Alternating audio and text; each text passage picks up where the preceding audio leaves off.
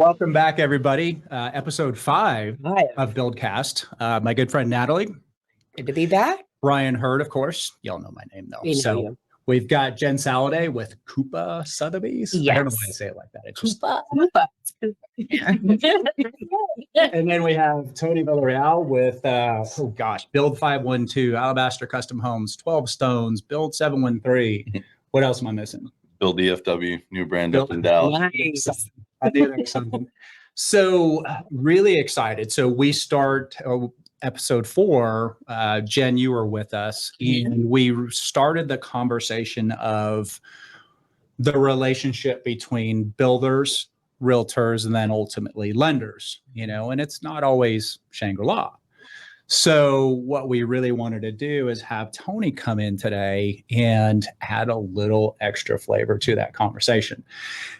Reminder, this is a no holds barred grudge match. No, just kidding. Get in the ring. We really want to have very honest and open conversation because I think it's a really important thing. I mean, ultimately, we're all real estate professionals. We're all working towards the same goal. So how do we work more effectively together, right? Mm-hmm. What am I missing? I think that's it, Brian. When we think about who, you said it earlier, when we think about what's the end goal? Mm-hmm.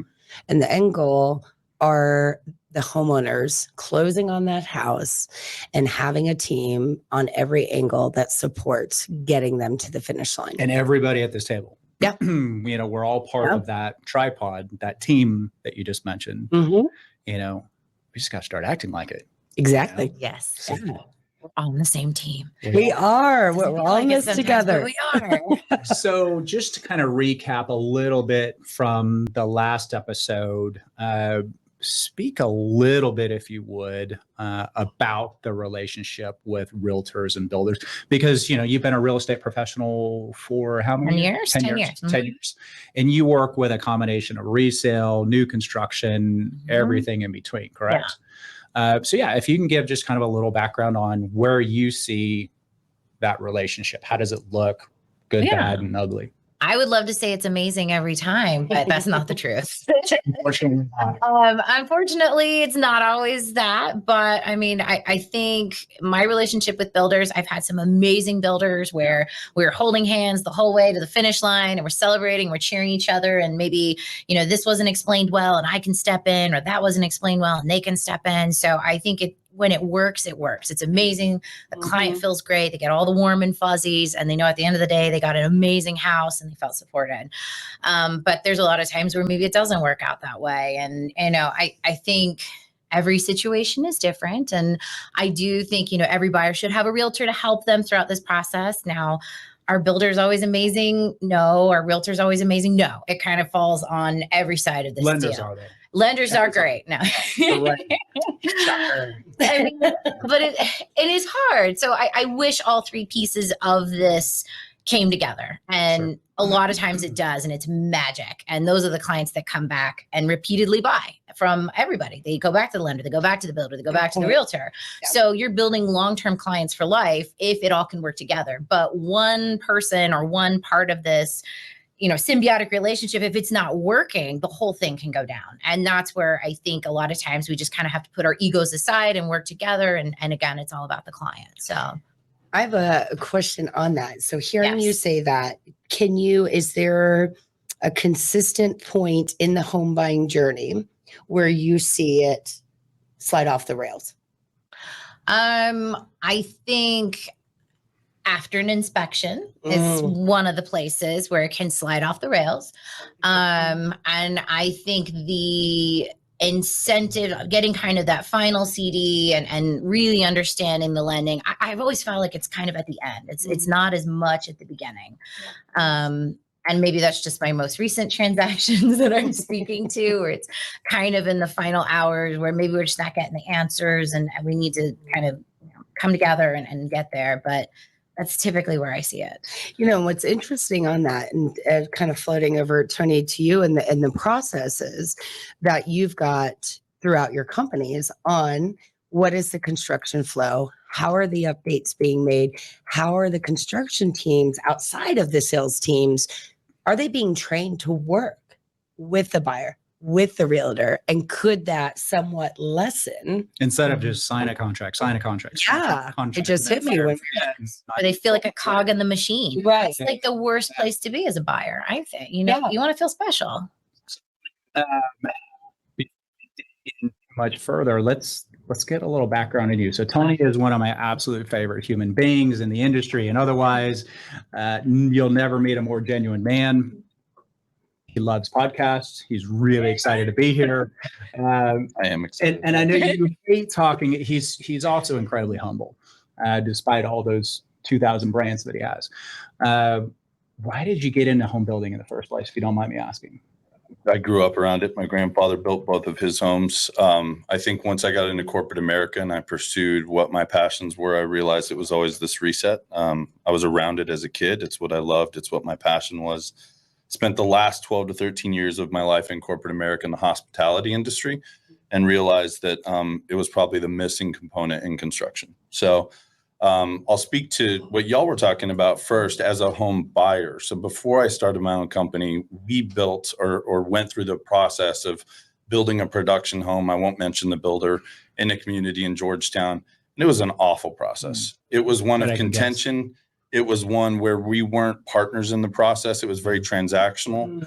And so I think as a builder, and I don't build production homes, we build custom homes, we do high-end remodels and additions. But our entire focus is to be partners in the process, because if all I get is a sale and a transaction, then we failed. We really strive to create partnerships and lifelong relationships. And if we haven't done that, I could care less about a review, but I want all future sales. I want their pediatrician, their neighbors, their mother, their dog walker. Right. And so if all I get is their money on one transaction, I feel like that essentially your clients, they are your most economical and strongest advertising referral source, whatever you want to call it. And I think we're all guilty of this, but we need to look far beyond this transaction. And it's like I always say, our fiduciary responsibility is to the buyer, but we want every deal that you do. We want every deal that you do. And we want every deal that comes from family, friends, and otherwise. And I think that's where we have to make sure, not just at the last minute going, hey, submit a Google review and give me 5 stars. It's checking in. You kind of mentioned it already, communication, checking in along the way, saying, hey, how are we doing? Are we doing exceptional? Are we falling short? Yep. I've never liked that car sale model where they literally will call you after you close on your car and say, hey, you're going to get a phone call. I'd like you to give me a 5-star review. Why aren't we doing that during the process? Yeah. And from a marketing, on an internal home building perspective, one thing we always look for in the top 3 lead source is referral. And who is that referral? How are we nurturing that? To your point, if Mrs. Smith comes in and, the trust is built and the connection is made, she's going to naturally give you that review because she wants her pediatrician. She wants everyone to know, hey, this is a great builder. He has integrity. He's walking us through this. We're in a partnership. So you don't even have to ask for the review when you've stepped into a space of communication. It just comes. It's very true. The challenge is you have to create raving fans. Yes. Because what is the net promoter score? If it's a 7 or 8, okay, that's a good review. Those people are not going to be the ones that are going to go out there and proactively sell. The 9s and especially the 10s, those are the ones. And that's what we really all need to work together on doing is how do we create that? So would really love to hear from either one of you, both of you, on the challenges to that end now, and then we can start going into how do we fix it? So, we'll just start with you first, Jen, if you don't mind. What are the biggest challenges you're seeing right now in that builder realtor relationship and lender? I think communication, again, that it always comes down to communication. There is some flaw, something broke apart, someone didn't explain something. I love when a builder can send a weekly check-in, or especially if you have a really long build, sometimes you may not hear from a builder for months and they're out there checking the house. Yes.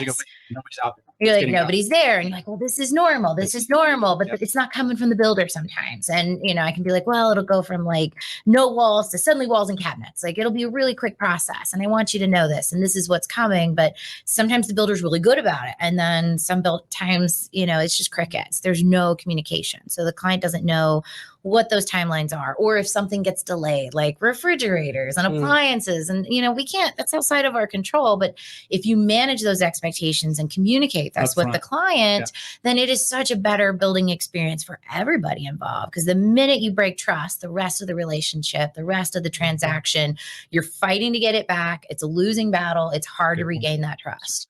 So I think, that's the part where I see a lot of breakdown.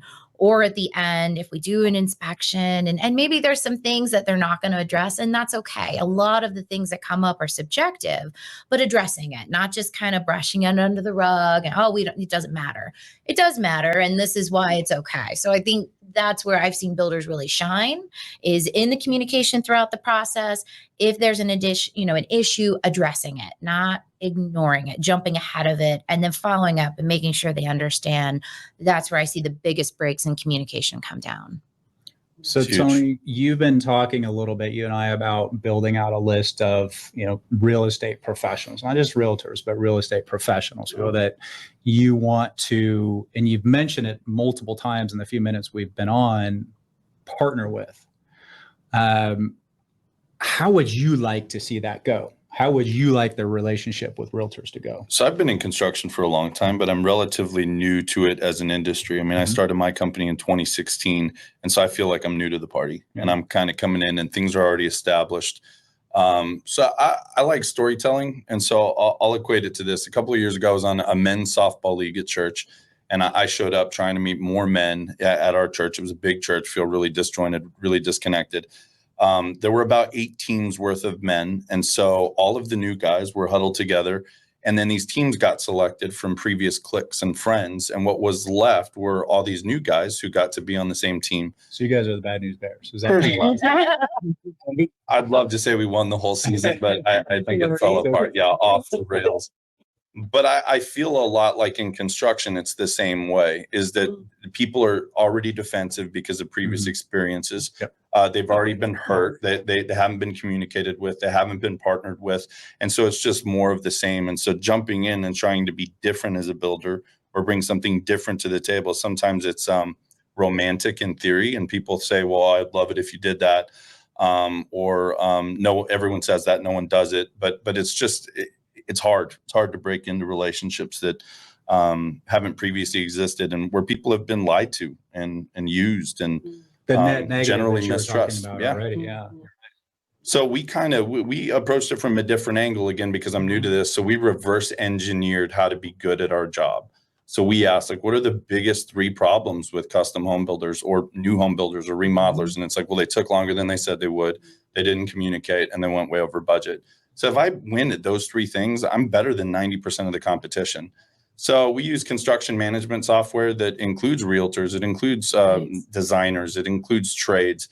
And the homeowners can follow along and get daily job logs, pictures of where we're at in jobs. They get Gantt schedules. They get a dedicated project manager. Because, again, we're trying to focus on partnership and experience rather than transaction. And it comes at a great cost. So. That's great. That's huge to bring the realtors in on those updates too, because a lot of time I have to go to my client to find out what's going on because the builder's not communicating with me too. And I think, again, where if there's an issue and I didn't get my fridge on time, well, this is normal.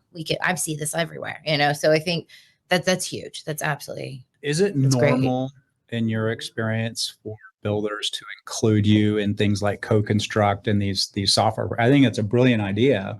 I think every time, when I built my custom home, it was just us. A realtor wasn't involved on it. But is that something that you see a lot of builders doing? No, not at all. I have to pull out updates. I have to call. I have to show up. I have to just go walk it myself and be like, I'm here every month. I need to see the progress. And some are, but it's very rare. And what you're saying, since we are always transparent and talking real talk, this is encouraged with a large majority of home building companies and with their sales teams, is get the realtor out of the way, because the realtor True. messes the whole thing up. They Hear it all get the time. in, they put thoughts in their head, and that is transparency. That is what not all, but a large majority encourage and train their salespeople to do, is push the realtor down. The buyer is your client. We don't need you in the way. I mean, If that I'm is- just being honest. No, it's a really good disagree. point, and it's very true. Yeah, but you disagree because there's always two sides, Oh, you know, and you got to look at it. Okay, well, why have home builders taken that trend of shoving the realtor out of the process, right. you know? And you can probably speak better to that than I can, but everything I hear is the realtor didn't take the time to get to know our process. I've never seen the realtor before. He or she came in after the contract was already signed, and we didn't see him until it was time for the punch list. You know, those are the typical things. Now, I'm not saying, you know, everybody does that, Right. but that's the other side that I hear typically. Not to throw you on the hot seat. How do you feel about that? I mean, I'll approach it first as a home buyer, right? So I said, I brought up my experience a few years ago. So our realtor showed up to a home inspection and felt like she needed to defend us to the builder. Look at all these things I found. And to me, they were important. They just weren't huge. I mean, it's what we expected in a production home. So flagging these issues and I think fixing them, we realized it was of great importance. But it was kind of funny to see the dynamic that was created that we didn't ask for. And someone was defending almost like our honor or our name or our investment. And really, it was some sheetrock punch issues, some doors that had been missed. I'm not saying there weren't big issues, but I don't think they were as big as they were blown up to be. So now as a builder, I think the flip side is that we pay for home inspections at frame, at sheetrock, at punch. And we pay for those and we encourage people to find things wrong with them because we want to turn over a great product. So we take emotion out of it. Someone on my team captures information and feedback without being emotional about it, because it would be easy for me to be emotional. I'm focused so much on our brand and what we're building. And I lose sight of the fact that kids will be playing on the floors we installed, that they'll be celebrating Christmas around a tree in the living room we just built. And so when you can take the emotion out of it and not be defensive, I think it leads to a better partnership. And the realtors that have been able to establish that, there's one about like praise in public, coach in private, right? Like we can partner on this publicly and then, hey, let's have a discussion offline about where there's some big misses and where I think we can be better. And so I think if there's just a reciprocity there in terms of professionalism, I think it would bode well for relationships, especially, you know, you brought up that inspection process. I feel like that's where it really goes off the rails. It does. And it gets heated. And then some clients, especially first-time home buyers, they don't know what to look for. They don't know what's right. They don't know what's normal. And then the inspector can come in and sometimes they can rile people up and, well, they did this wrong and they did this wrong. And so sometimes as a realtor and a builder, we're coming into a bad inspection that really could have been positioned better in a way of understanding. And hey, these are tiny. These are little things. This is normal. So do you think that a huge part of that could be corrected just by taking the time to get to know the process? Yes. Yes. You know, we talked about that a little bit last time, you know, going to the builder's office or their model home or whatnot ahead of time and just saying, hey, just walk me through this a little bit. That way I can understand what goes on, you know, everything from how many draws you guys typically take. I mean, you know, you can't ask questions like what's your build time, because that's the least fun question. 2 months. The moving target. 2 months.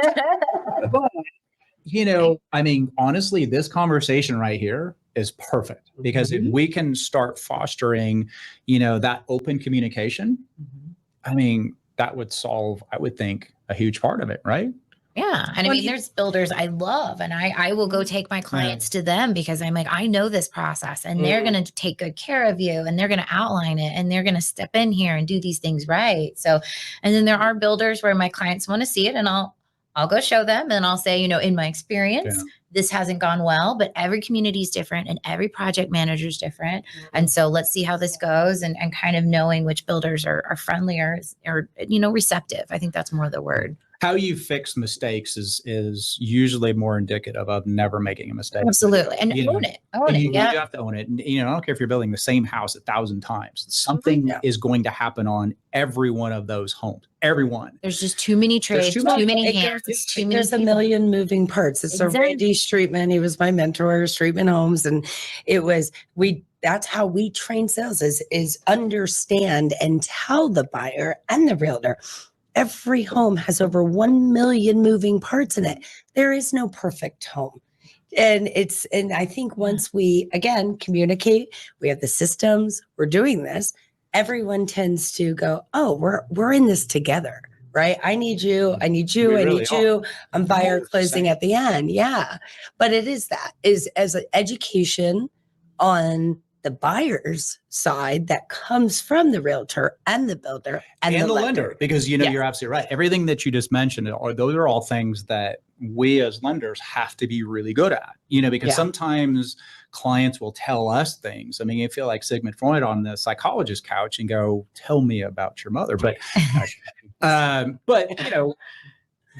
they'll tell us things. Well, my realtor is annoying me. My builder's not doing this, nobody's showing up, all that kind of stuff. They'll tell us stuff that they won't readily tell everybody else. And we can go, you know what? This is normal. Window packages are taking 9 months, those little things, because if we're doing construction loans consistently over and over and over and over as a company, we've seen everything, but we also have to do, there is a little bit of a balance because, again, maintaining that fiduciary responsibility and confidentiality with our buyers. Yeah. But we also have to make sure, hey, Tony, you might want to call this guy. You might want to have one of your folks call this person. These are the concerns that they have, and same thing. We as lenders are absolutely as much on the hook for this whole thing as everybody else. Well, you're the one that takes the baton through the finish line. So it really comes to the 11th hour and the funding. And it's and that goes back, you can even on the lending side. I remember when we were starting Milestone, the amount of time, energy, and brain power that went into creating and implementing the communication between builder and lender, their lender at the time, and then how that transferred out to construction and sales every Friday. And it was actually cute. It was red, yellow, or green. The loan is one of the three. It's never outside of that. And if it's not marked, you are not doing your job. Get it together, right? And then we go back over and you think of, the realtor and the communication and the process. It all comes to every team member is now informed, and now the buyer's informed. We try to over-inform, right? We use technology, because we can't be all things at all times to everybody, but technology has done a really good job of helping us, give major milestones or really a lot of the small things along the way, to the point where, hey, if you don't want to hear it, just tell us, but we're going to proactively communicate as much as we have. That said, I'm going to let you guys throw some hard balls. What do you guys see as challenges in working with lenders? I have one right now from a production builder. And I feel like there's just not enough communication. And this lender even has written an email saying, I'm too busy. I'm too busy to take his phone call. I am too busy to explain this again. It's a horrible feeling. I gave him 15 minutes last week. That's plenty. And I'm looking at the paperwork like I don't understand it. And I look at these things all the time. And I think right now we have a lot of these really creative incentives that are not so easy to follow. And then some of it falls as a seller credit, some of it's a buyer credit, some of it's interweave, some of it's a rate buy down that's not reflected anywhere. And these numbers get real confusing. And if you're a first time home buyer, you have no idea what you're looking at. Yep. And as a realtor, I'm trying to explain this paperwork, but I don't understand this creative finance and this 15-minute window. And then you shouldn't have crickets. Not a license. I know. And honestly, I've had to explain all of it, this whole thing. And so, and it's sad. And again, writing this lender and being like, I really feel like if you could just pick up the phone and maybe address these 3 questions, my client would really appreciate it. We would appreciate it. Feel free to call me. We'll do a 3-way, we'll get through this. And it's just like, I don't have time. I don't have time to deal with you or your client. Is it a internal lender? joint venture lender. That's a in-house. It is an in-house lender. And Yeah. so, you know, in that respect, he didn't really have to fight for the business. So the incentive Because spoke there's for 10 itself. more behind. And it's not just, I don't want to unfairly pick on production builders and their internal lenders, but, you know, when you have split financials, you know, you have to pay for it somehow. So sometimes the loan officer is either not as qualified as they could be, or they're just overworked. And I think that's a lot of the cases. It's they're both. just overworked. Because I get that feeling he's handling way too many files. And, Yeah, you know, when I call, he has no idea who I am. And that's fine. Like, I don't care. I love But you that need to know took my that client. proactive approach and saying, hey, you know what, maybe if we just did this, maybe we just had a 3-way call. Yeah. You know, because I think some of the other part of the problem for us is, and I'm sure for everybody here, we got a little, I don't know if lazy is the right word, but, you know, the last couple of years, we haven't done all of those basic things that got us to be successful in the first place. And that's where we really have to get back to. Every client is precious. Whether there's another 10 or 20 behind it should be irrelevant, but now even more so than it was 2 years ago when it was breakneck speed. So, Tony, what about you? What do you see as your biggest challenges with working with lenders? I would just echo what Jenn said. I mean, right now, not getting an answer to your phone call, not getting a return call, a return email. You remember those memes during the local, like, freezes locally, and all these tree trimmers were wearing gold chains, and they said local tree trimmers. Oh yeah. So I feel like builders, first of all, in the last 3 years, we've been riding a wave of prosperity, and everyone's become a builder, like chiropractors, techies, stay-at-home mom. Everyone has moved off. Very true. Right? It's just like, so, Together, throw a sign on it. And get done. oh my God, I would change GTV. I can totally do this. That's so true. Yeah. The amount of applications we see from builders that have been in the industry for 6 months, 12 months. Yeah. You're And absolutely. if you were a lender, you weren't going hungry the last 3 years. If you were a builder, a decent one, you weren't going hungry the last 3 years. If you're a realtor, you weren't going hungry the last 3 years. And all of a sudden, if things have dried up, and it was the cyclical slowdown over the holidays, matched with the rising interest rates and talks of recession, but people are having to work harder to make the same transactions work.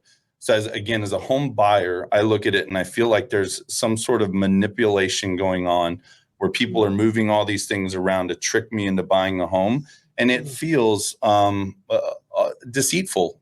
I mean, if I look at it from a home buyer's perspective, as a home builder, I just don't get it. It's so confusing. Most of our clients are like, okay, what am I paying? What's my monthly payment? What's the total loan? And what's my out of pocket at closing? Like, they have very basic questions, but it's become really convoluted, really complicated. And then to boot, people aren't answering the damn phone when there are questions about it. Not all mortgage companies. Plug Thrive has been great, but we work with a lot of banks, a lot of private lenders, and a lot of clients that bring money to the table. And those are always the nicest deals for us because they're clean, and we don't have to worry if they go buy a new truck or a boat or whatever. You bring up a really good point is that education up front. That's part of the communication is, okay, here's what a construction loan looks like. That's the challenge. And that's why we do a lot of seminars, which, by the way, we're overdue for a seminar. But most people have never built a custom home before. They've built production, they built move up, resale, whatever the case is. They've never gone through that process, and the saying goes, make sure your marriage is on a firm ground when you build a custom home. I think it's a deeply even more so. process. It's a massive financial investment. And then you have to go, wait a minute, I have to start paying before the house even starts, or I have to do a construction loan. And it's really not that intimidating or scary once you can clearly articulate it. But I think that's what we need to do better as an industry is go, okay, here's the anatomy of a construction loan. Here's what it looks like from our perspective. Here's what you're going to see from the builder. And, we just have to get better at it. Well, I think about a home buying process. When I went to a showroom, I got to pick my flooring, my cabinets, the paint color, and that was it. That's the process that was explained to me. We'll be done in September. And I was like, this is awesome. And you're so excited. I don't remember. It was probably spring, like January, February when we were looking. But there was excitement. And as a new home buyer, we just desperately needed into a home. We'd been renting because we'd moved to Austin and not really found a place. Everything was going quickly then. And so we were just excited to find something that didn't have 100 offers on it. Right. And so we bought it. We were excited about cabinet colors, and no one walked us through the process. I remember moving in and realizing, did they not give us a garage door opener? And they're like, yeah, we don't do that on any of our houses. Oh, I hate that. I hate that. I mean, What the hell? Like, what the hell? So again, the caveat or the benefit for us as a home builder is that now we get to approach it entirely from the process and what the expectations are. So I tell clients up front, it's like a roller coaster, home building and remodels. And we're going to start demo or lot cut in, and you're going to love us. You're going to be like, oh my God, they're going to be done in 3 weeks because it's moving so fast. And then once frame's done and you go to rough electrical, rough plumbing, or you're in remodel stage and demo's done and we're waiting on permits in the city of Austin, we hit this screeching halt. And if we haven't managed those expectations well, they lose trust. They're like, what the hell is happening at my house? No one was there. Nothing's changed. I've been there every day. There's a new water bottle, but that's it. Like nothing has gone on. And so managing expectations and what's happening behind the scenes, what our timeline looks like, is so critical to our success, again, with relationship and expectations, and then ultimately outcomes. So, yeah. Like, so you're building a house for Andrew Smith, one of our regional leaders. I am. And, you know, and he echoed a lot of what you're talking about. I mean, it's, you know, there's a lot of anticipation. And then that turns into this flurry of activity, you know, form set, foundation, framing. He said you guys put the framing up in a day or two. Mm-hmm. Wow. I mean, it was stick framing. We didn't do blocking, sheet, and things like that. But yeah, I mean, material takeoffs were really tight on this house. Multiple people on our team pre-checked them, not to go off course. But one of the things we talked about during, you know, these rate increases was how are builders responding to price changes in materials. And really so good. what we've done at Brian's urging is when we get soft cost draw, we buy all the materials. We make zero money out of soft cost. And so I've never throughout COVID had to go back and say your window package changed. I'm going to need another $100,000. And so I'm shocked to see so many builders, and we have friends who have built with other builders, and they're like, yeah, we got to closing. It was 180,000 more than we had projected. Most don't cover them. The ones that do, I mean, you got to have some pretty strong financial wherewithal, of course, but to be able to buy packages and stuff like that up front is huge too. You know, that way you're in front of the game instead of behind it. So, the cost overruns have been highly damaging over the last couple of years, you know, because imagine we're doing a 100% construction loan for a veteran, 0 down. You know, a lot of times they may not have a ton of reserves. So what happens if there's, excuse me, a 5% or a 6% or a 7% cost increase? That is catastrophic, really, for everybody. You know, the builder, because you guys really aren't getting your profit on the back end. We don't get anything until we close on the permanent loan. Excuse me. But the buyer, now they don't have a house, Right. you know, because they can't afford that 5 or 6 or 7% increase. So, that's been it's been a little bit of a point of contention over the last years, and it's getting better. Oh, I think so. Yeah, it's much better. But, you know, and there was some bad behavior going on with a lot of builders and whatnot. But I love that you guys have done, you know, I'll kind of go back to what you've said multiple times in this conversation. You've kind of reverse engineered it, you know, so you're looking at it from a client's perspective. And I think that's really good for me to hear, because sometimes I don't do that. Okay, wait a minute. I'm looking at it from my builder partners and my realtor partners perspective. Right. I need to start focusing back on the client side. It's a great way to do it. We're students of the game, not experts. I wish we get it all right. I mean, we don't, but we're just constantly learning and listening and asking. I mean, we have someone on our staff who's paid to full-time gather information and feelings from people. We call her the love bug. That's not on her business card. Love bug. And so without emotion, she reaches out at milestones and says, how are we doing? How are you being communicated with? Where are we dropping the ball? What do you love? What do you hate? What can we do different? And she doesn't have to come up with a solution ever. All she has to do is gather feedback. And then she hands it off to someone on our team who is most influential in fixing the problem or in giving the praise, right? Because there's a lot of praise too. But we're constantly being students of how can we improve? How can we do better? So I wish every builder did. And we're trying to start doing it as a lender, you know, and then part of that is because a lot of times what in our industry is, again, on the back end. Mhm. Wait till the closing table, whatnot. So, and we're learning that lesson as well, and checking in along the process, not just the client, but also checking in with the builder. Hey, how is our draw process? How is the communication with our team and all that kind of stuff? So, I know we're running low on time, but I would love to hear, what are the top 3 things you wish all builders would know? Good question, Brian. You got a few seconds. 3 things. Goodness. Is it builders or realtors? Because I need to know. Thanks. Thanks for that. Fair play. Okay, I would say pull the realtor in. We are on your side, or most are. Some realtors love to stir the pot just to stir the pot. So when you told that story, yes, I've seen those realtors. Yeah. But I think a lot of times builders look at realtors as the enemy, and they're going to come in and they're going to create this issue, and they're going to make my job harder. And it's like, if you only knew how much we're really good agents are trying to help and trying. There's a lot of like things I'm saying, yeah, that's normal. That's normal. It's okay. So I wish more builders looked at realtors as partners. And again, I'm sure it goes both ways. One. So that would be one.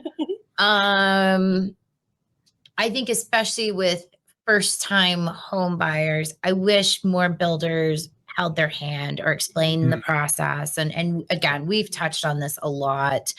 But those are my hardest clients because they are so scared and it is so new and it is so foreign. And maybe you're doing this transaction and it's not your language that you're doing it in. The only thing they know is what they've heard from the media and like nobody teaches them how to buy a home. And I had this conversation with my client yesterday and he's like, I just didn't even know what I didn't know. And I'm like, I know. Understand what a 3-2-1 buy down is. And I mean, like, you're right. Closing costs. I don't know what this is. And I didn't know my debt to income ratio. And I didn't know that, the anti-tip on the oven is never attached. And so like, there's all these little things that you just don't know until you do know. So I feel like I wish there was a better education process for first-time home buyers specifically, because it's a lot. It can be overwhelming. And third thing I wish builders knew. Well, come back to me on that. I need another. Well, your first 2. Okay. Give me a pass. Tony, same question, except what do you wish all realtors would know? I want to start out by saying, like, there's been a lot of negative, but there's so much positive. Yeah. And I think the negative comes from the few realtors that have done an exceptional job have become the rule stick that we measure other realtors against. Unfortunately. And so a lot of them stick out and I think probably dictate this conversation because there are more of those than the exceptional ones. But there are so many exceptional ones that make our lives great and what we do really great. So shout out to all of them because they're amazing. Love the positivity. I will say that advocate for us. I think that partnership is a two-way street. And so I would say that I have 4 kids and it takes a lot more than just my wife and I. It takes our pastors, it takes friends from church, people in the community to keep eyes on them, to make sure they've got a helmet on when they're riding bikes, to make sure they don't walk alone after dark. Just fill in the blank, right? It takes a village. And so I think in the home building and home buying process, I think it takes a village. And so I think if people advocated for us more, praised in public, coach in private, that I think it would be really productive. Communication, vernacular is huge. I love that you mentioned that because no matter what the industry is, if you're in full-time ministry, if you work in a restaurant, if you work at a bar, you're going to use everyday language that no one else gets. Yes. And so if you're talking about rates or construction or loans or mortgage, people are going to get lost. And so I think simplifying it, and I'm a very simple person, simple-minded at least. And so I like simple communication because if you have a point, I need to get it so that we're both on the same page. So the last one I would say is, I don't know. I feel stumped, kind of like Jen. Okay. So then I'm going to give you guys both an out. Okay. So, and this is for all of you, give us a couple things that you wish lenders would either do or they should know about this whole process. I wish lenders would check in more regularly. Communication. Answer the phone. Yeah. Maybe have supporting materials to help explain what the lending process looks like. Because some people can hear it and understand, and some people need to see it and understand, and some people need to read it. Everybody has a different communication style. And I think a lot of times a lender can just be head down. This is how I communicate. This is my process, when maybe the client's not understanding. And I know it takes a little bit more work and a little bit more to say, okay, here's a video I put together that you can watch 10 times, and maybe that helps it sink in. Or here's a flyer I put together that guides you through the process. And that way, you know where we are. Or I'm going to just pick up the phone each week and I'm going to call you. But I think multiple communication styles would be really helpful on the lending side, because it's just confusing and it doesn't always sink in until it does. And so when you're talking about that education piece and informative piece, it sounds like what you're talking about is not just, hey, here's all the products, 30-year fixed, 3% down. Here's what mortgage insurance is. Correct me if I'm wrong, but it sounds like you're also talking about the process itself, outline, and maybe a visual aid or a video on here's the main steps. Yeah. What a pre-qual looks like, lot purchase, construction loan, all of that, kind of guiding them through. Is that fair? Exactly. And making sure it's sinking in and Making having sure that it's sinking follow-up conversation. Like, oh, well, maybe I'll send you a video, or I don't know. It's just, it can be a fluid process sometimes to make sure that a client is on the same page. No, I love and that. Because customizing questions will still come up, but they go, oh, I remember you talked about that already. So yeah, that's really good. And there was one lender I recently worked with, and I love every week they send a video, and like I would go watch these videos. It's like and, the easiest way to take it. like, and the best thing about video is you think you don't remember whether someone picked up the phone and called you, or if they showed you a video. Like, you feel like that person reached out to you, and it was special. Yeah. It's like they knew what I was thinking about. And I think that's huge. And again, I have clients who want to watch that video 20 times. And sticking points, it's always the same stuff. And so you can pick the milestones ahead of time and know exactly where people are going to get on you. Love it. Anybody else? I mean, it's not just for lenders. I think it's for me, probably for Jen. I think it's for all of us, is that there's a universal truth that you will harvest what you plant. correct. And I think that we're walking into a season where work has been chasing us down, and we couldn't beat it away with a stick. And I think now we're back to this level playing field where you really have to work for your keep. You do. And not just for the transaction, but for the relationship and the that's okay. partnership. I prefer it that way, it's because an opportunity to like go back to what we used to do when we were building our businesses, and really had to get out there and understand what our clients were facing. I think you mentioned it earlier, like we were just chasing our tails. It was so fast. It was hard to keep up. Customer service just plummeted as a result of that. So this is our opportunity to do better. Have to realize that, okay, we've got to get off our butts, and that's one of the biggest challenges I have is working with, my loan officers is it's not easy. Mhm. It's not easy to drive a community when you're not getting paid for it. It's not easy to, pick up the phone on a Friday and say, hey, just want to let you know I'm accessible over the weekend. But those are all of the things that we need to be doing, again, that ideally or more than likely helped us be successful in the first place. And to your point, when we were hosting the training for the LOs, one of the things Brian said was, even if you show up on a Sunday after church with your kids, or on a Saturday in yoga pants with your hair in a bun, then I see you as more human, and I can connect with you. It's simple. It doesn't have to be difficult. Just stop by. Hey, how's it going? Yes. It's 5 minutes, right? And it's human connections.